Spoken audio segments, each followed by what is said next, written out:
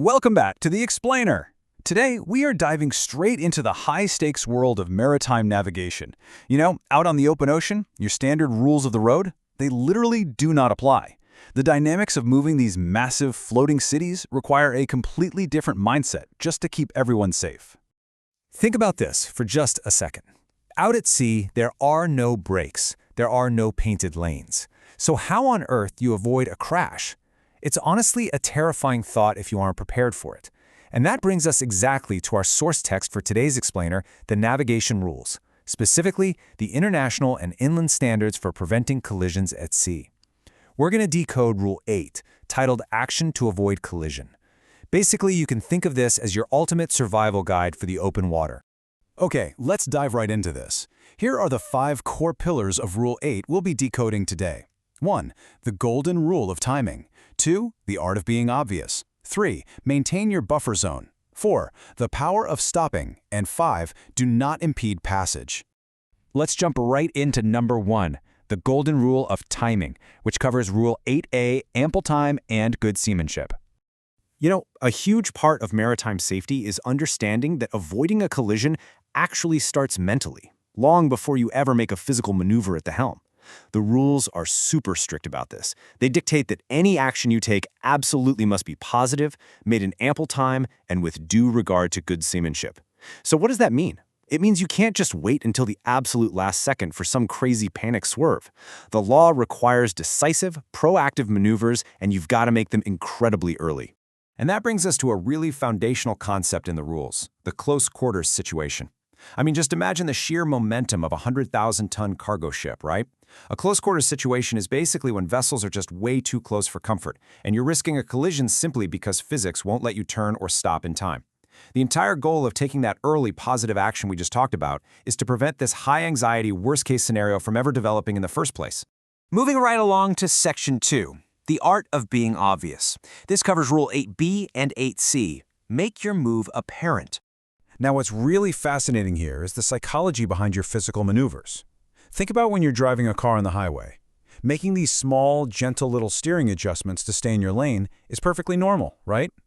But on the water, it is incredibly dangerous. Rule 8 explicitly states that a succession of small alterations of course or speed should be avoided. Why? Well, because out on the vast ocean, those tiny adjustments are practically invisible to another vessel, whether they're looking at you visually or tracking you on their radar. You literally have to be obvious. Making one large, readily apparent alteration is the safe, legally required approach. To back that up, Rule 8C tells us that if you've got sufficient sea room, simply altering your course in one giant move might actually be your absolute best and most effective action. But hold on. There are strict conditions outlined right there in the source text.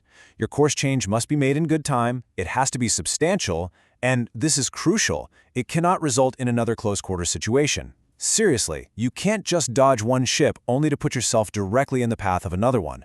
That completely defeats the purpose. Next up is Part 3, Maintain Your Buffer Zone. That's Rule 8D, Passing Safely. So, simply avoiding a direct hull-to-hull hit, that just isn't enough out there. You are legally required to maintain a spatial buffer. Let's walk through this operational checklist together. Step 1. Take action.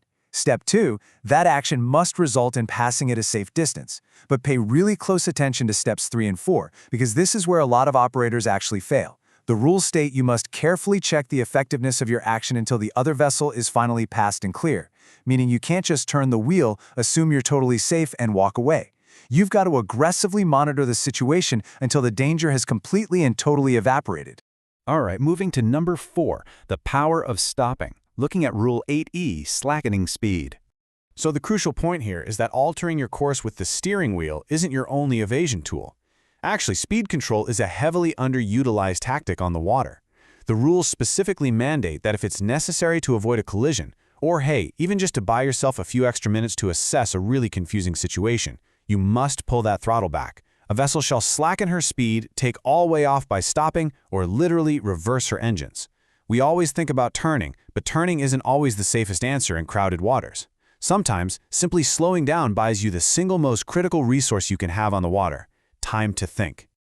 Let's move to our 5th and final section and see how all of this builds together. Do not impede passage. This is Rule 8F, the right-of-way reality.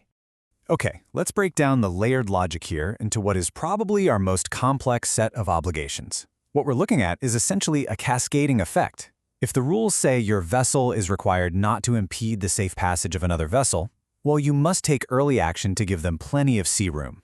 But notice the catch.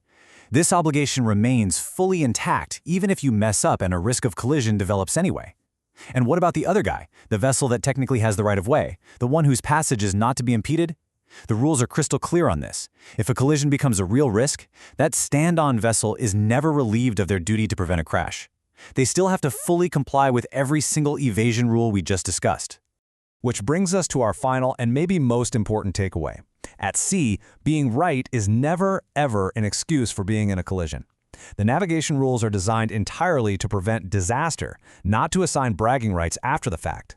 If you technically had the right of way, but you allowed your ship to get hit just because you stubbornly refused to alter your course or slacken your speed, well, you've completely failed the core philosophy of Rule 8. So I'll leave you with this. Are you navigating to be right, or are you navigating to be safe? I hope this explainer leaves you questioning your own safety mindset and reminds you that taking early, obvious action is always your primary responsibility. Thanks so much for learning with me today, and I'll catch you next time.